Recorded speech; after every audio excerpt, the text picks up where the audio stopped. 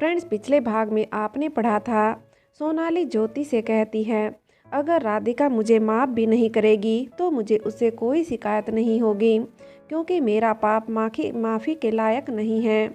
लेकिन कभी कभी मुझे लगता है कि मैंने कुछ गलत नहीं किया। अपनी औलाद के सुनहरे भविष्य के लिए हर माँ सोचती है। अगर मैंने भी स्वार्थ के वशीभूत होकर कुछ गलत किया तो इसमें बुराई क्या है। जानवर भी अपने बच्चों के लिए सोचता है, फिर मैं तो इंसान हूँ। अपने परिवार का भला बुरा सब समझती हूँ। सोनाली की बात सुनकर एक बार फिर ज्योति सोच में पड़ गई। वह बार बार अपनी माँ का चेहरा देख रही थी।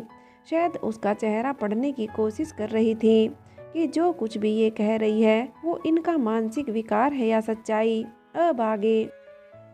ज्योति ने सोनाली की बात का जवाब नहीं दिया और वह बाहर आकर सीढ़ियों पर बैठकर रोने लगी। बड़गांव का दृश्य। महीने बीत गए थे और विवेक अब ठीक होने लगा था। पैर में हल्की सी लचक रह गई थी और इन 2 महीनों में महुआ और कबीर बहुत अच्छे दोस्त बन गए थे। सच कहें तो कबीर महुआ को कुछ अलग ही दृष्टि से देखने लगा था। वह दोस्ती तो नहीं थी, दोस्ती से बढ़कर कुछ था। लेकिन महुआ हमेशा से भोली भाली और दिल की सच्ची लड़की थी। उसे कबीर में सिर्फ एक प्यारा दोस्त नजर आता था, इसके अलावा और कोई नहीं।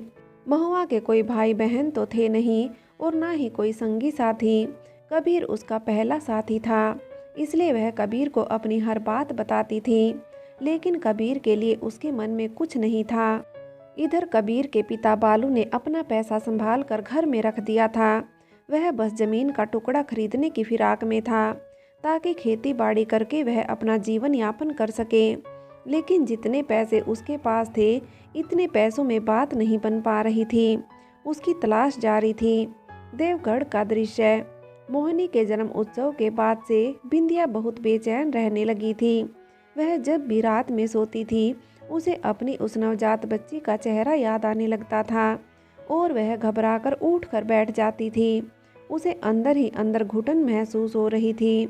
उसके अंदर की घुटन सिवाय मालती के और कोई नहीं समझ सकता था। आज बिंदिया को हल्का बुखार हो आया था। मालती उसके पास बैठी थी और उसका सर दबा रही थी। बिंदिया ने मालती से कहा, मालती, तुमने रामू से कहा था कि गायत्री का पता चलाए, क्या कुछ पता चला? मालती ने मुंह में पान चबाते हुए कहा, कल मोही का कुछ पता नहीं चला। मैं तो आपसे पहले ही कहती थी, बहुत बदमाश औरत है वह, न जाने कहाँ भाग गई। मुझे तो उस पर पहले ही शक था। बिटिया रानी को देने का मेरा बिल्कुल मन नहीं था, लेकिन क्या करती, आपके जिद के आगे मुझे बिटिया रानी को उस लालची औरत को देना ही पड़ा।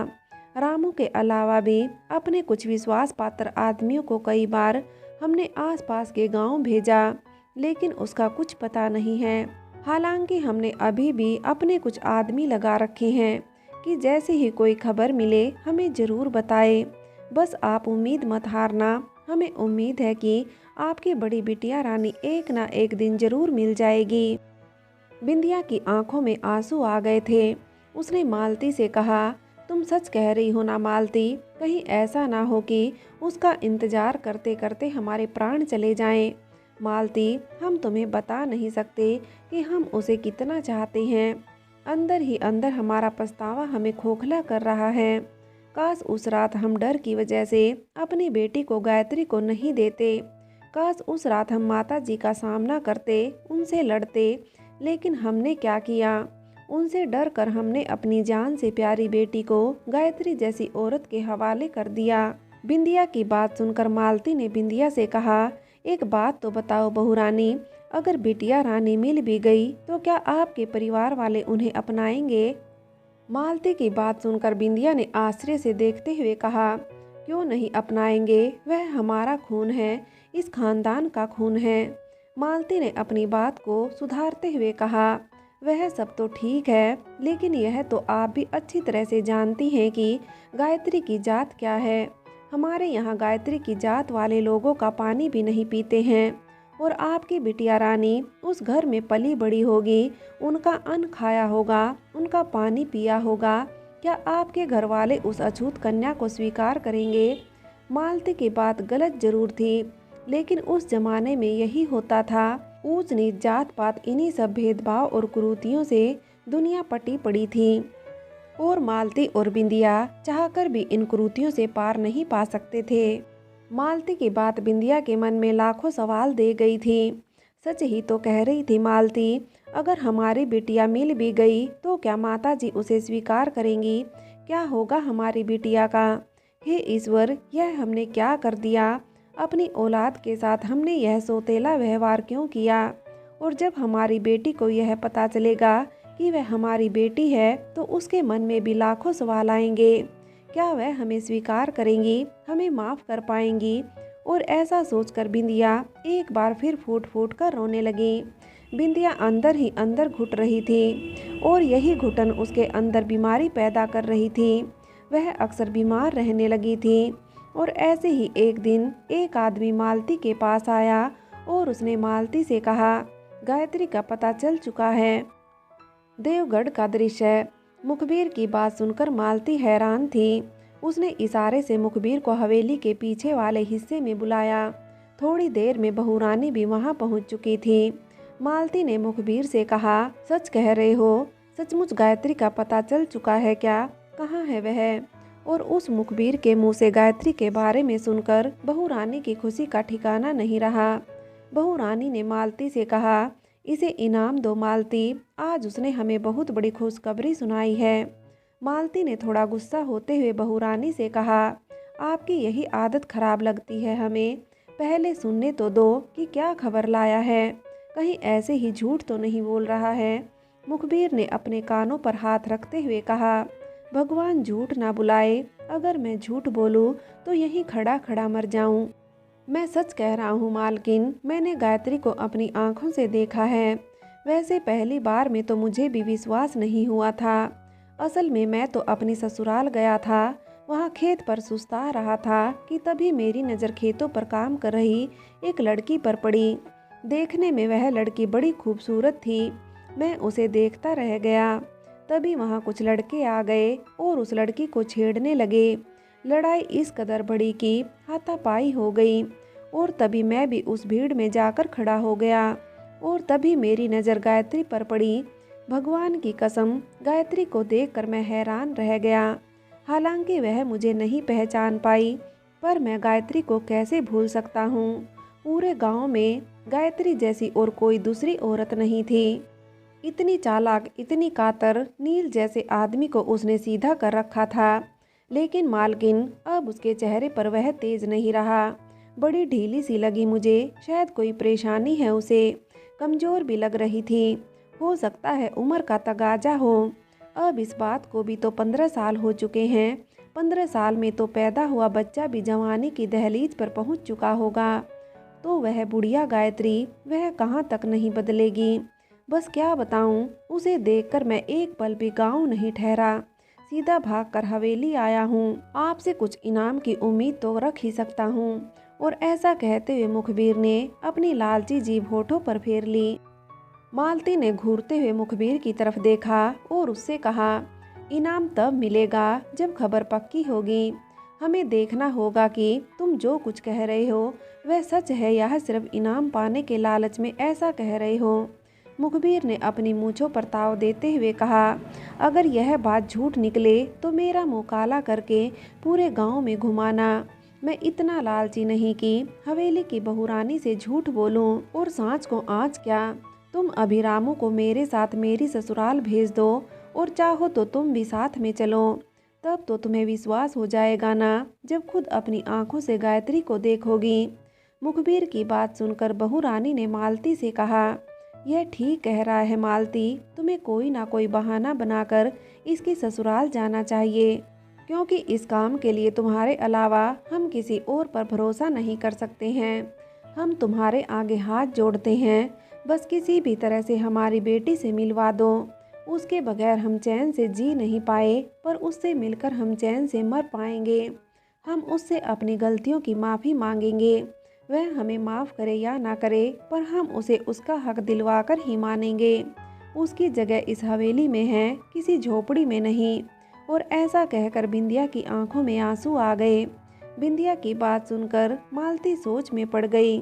उसने बिंदिया से कहा, वह सब तो ठीक है, लेकिन हवेली में हर कोई जानता है कि हमारा दूर दूर तक ना ही कोई रिश्तेदार है, ना कोई नातेदार।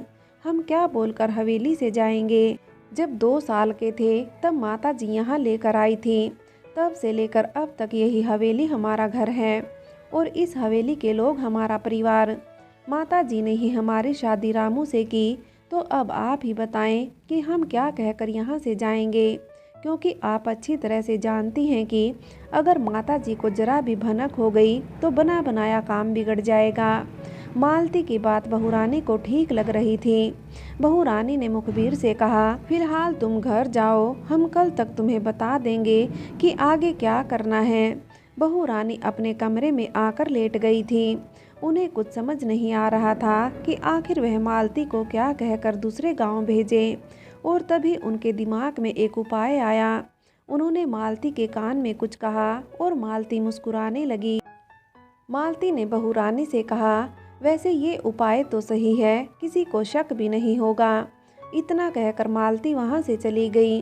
बहू रानी लेटकर बस यही सोचे जा रही थी कि आगे उन्हें क्या करना है। और तभी कुंवर साहब कमरे में आए। बहू रानी को इस तरह से छत ताकते हुए देखकर उन्हें थोड़ा अजीब लगा। वह बिस्तर पर आकर बैठ गए। उन्होंने बिंदिया के सर पर हाथ फेरते हुए कहा, क्या तबीयत खराब है? ऐसे चुपचाप क्यों लेटी हो और ऐसे छत क्यों ताक रही हो? बिंदिया ने कुंवर साहब की बात का कोई जवाब नहीं दिया। वह बस वैसे ही छत ताकती रही।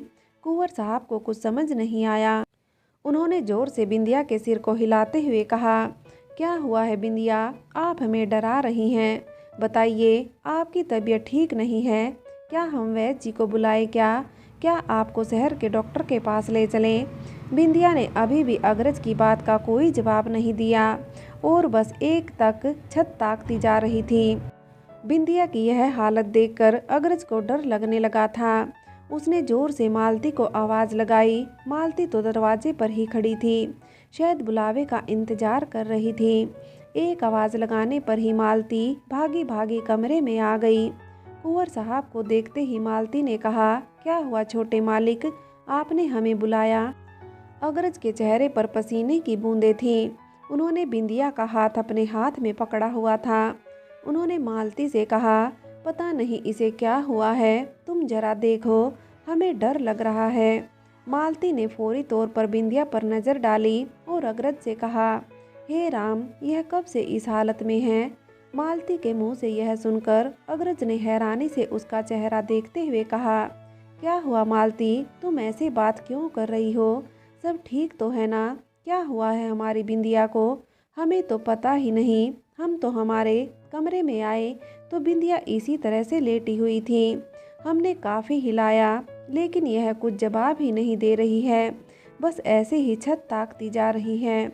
हमें बहुत डर लग रहा है मालती, तुम जाओ और वैद्य जी को बुलाकर लाओ।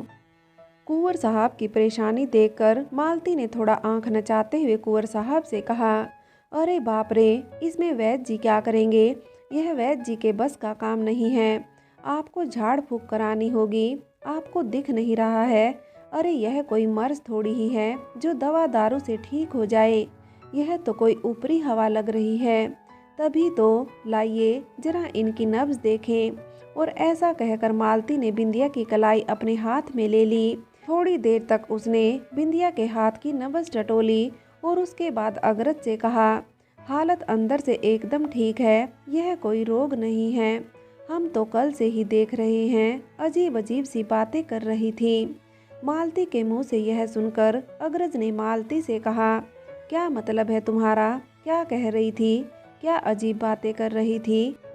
मालती ने अपने हाथ में नचाते हुए कहा, अरे अब क्या बताएं, परसों बिटिया रानी के जन्मदिन से पहले बहू रानी ने कहा कि उन्हें खेत वाले देवता की पूजा करने जाना है। हमने कहा कि आप दोपहर में कहाँ जाओगी, लेकिन जिद पकड़कर बैठ गई। आपको तो पता ही है, खेत वाले देवता की तरफ जाने के लिए हमें उस कुएं की तरफ से होकर जाना पड़ता है। अरे वही कुआं जिसमें चुड़ैल रहती है, आपने सुना तो होगा ना, वही कुंवारी चुड़ैल जिसने उस कुएं में कूदकर अपनी जान दे दी थी। मालती के मुंह से यह सुनकर अग्रज के चेहरे से पसीना निकलने लगा। उसने पसीना पोंछते हुए मालती से कहा, हाँ तो यह सब तो मुझे पता है, तुम आगे कहो क्या कहना चाहती हो। मालती ने धीरे से मुंह तिरछा करके मुस्कुराते हुए कुंवर साहब से कहा, अब कहना क्या है, वह तो साफ साफ दिख रहा है, यह उसी चुड़ैल का काम लग रहा है। हमने इन्हें इतना मना किया था कि इतनी दोपहर में उस चुड़ैल वाले कुएं के पास से मत चलो, लेकिन ये नहीं मानी। अब देख लो, देवी देवता तो पूजे साथ में चुड़ैल घर ले आई। मालती की बात सुनकर अग्रज अब भयभीत हो गया था। उसने अपने सूखे होठों को जीभ से तर करते हुए मालती से कहा, क्या मतलब है तुम्हारा? तुम्हारे कहने का मतलब है कि हमारी बिंदिया पर चुड़ैल का साया है? मालती ने अपनी पलकें झपकाते हुए हाँ में गर्दन हिलाई और कुंवर साहब से कहा, हम नहीं कह रहे हैं कुंवर साहब, साफ दिख रहा है, देखो ना, आंखें कैसी लाल हो गई हैं, लेकिन एक बार भी पलकें नहीं झपकाई। हमें लगता है कि अभी चुड़ैल इनके शरीर में घर बना रही है, तभी शांत लेटी हुई है। थोड़ी और देर हुई तो चुड़ैल इन पर हावी होने लगेगी, पूरे घर में तमाशा मचा देगी। और आपको तो पता ही है, माता जी को अगर यह सब पता चल गया तो वह तो हाय तौबा कर देगी, इसलिए किसी को कुछ पता नहीं चलना चाहिए। मालती की बात सुनकर अग्रज ने मालती से कहा, क्या मतलब है तुम्हारा? फिर हम इनका इलाज कैसे कराएं? यह ठीक कैसे होंगी? मालती ने अग्रज से कहा, आप किसी बात की चिंता मत करिए, बस आप चुपचाप से गाड़ी निकलवा दीजिए। हम हवेली के पीछे वाले रास्ते से इन्हें लेकर एक बाबा जी के पास जा रहे हैं, बहुत नाम सुना है हमने। अरे आप हमारी सहेली के बारे में तो जानते ही होंगे। अरे आप कहाँ जानते होंगे, आप ज़्यादातर तो विदेश में रहते हैं। हम बताते हैं, यहाँ से दूर एक गांव है रामपुर, वहाँ हमारी एक सहेली रहती है, अक्सर गांव आती रहती है। असल में उसके ऊपर भी कुएं वाली चुड़ैल ने साया डाला था और उन बाबा ने ही उस चुड़ैल का साया उसके ऊपर से छुड़वाया था। बस तब से ही वह उन्हें बहुत मानती हैं। उसने ही बताया था कि कभी कुछ ऐसा हो तो हमारे गांव ले आना। अब आप बिल्कुल चिंता मत करिए, हम अभी बहुरानी को दूसरे गांव रामपुर ले जाते हैं और ठीक करवा कर झाड़ फूंक करवा कर घर ले आएंगे। बस आप किसी को कानो कान खबर मत होने देना। मालती के मुंह से यह सुनकर अग्रज ने कहा, तुम कैसी बातें कर रही हो, हम इन सब बातों को नहीं मानते हैं। भूत प्रेत चुड़ैल उड़ैल कुछ नहीं होता है, और यह बाबा वगैरह तो हमें बिल्कुल विश्वास नहीं। अग्रज की बात सुनकर मालती ने मुंह बनाते हुए कहा, ठीक है, अब जब आपको विश्वास ही नहीं तो हम क्या कर सकते हैं। अब बहुरानी का भगवान ही मालिक है। हमने तो सुना है कुएं वाली चुड़ैल सशरीर इंसान को अपने साथ ही ले जाती है। अब बहुरानी को भगवान ही बचाए। फ्रेंड्स, आगे की कहानी के लिए कहानी का अगला भाग देखें।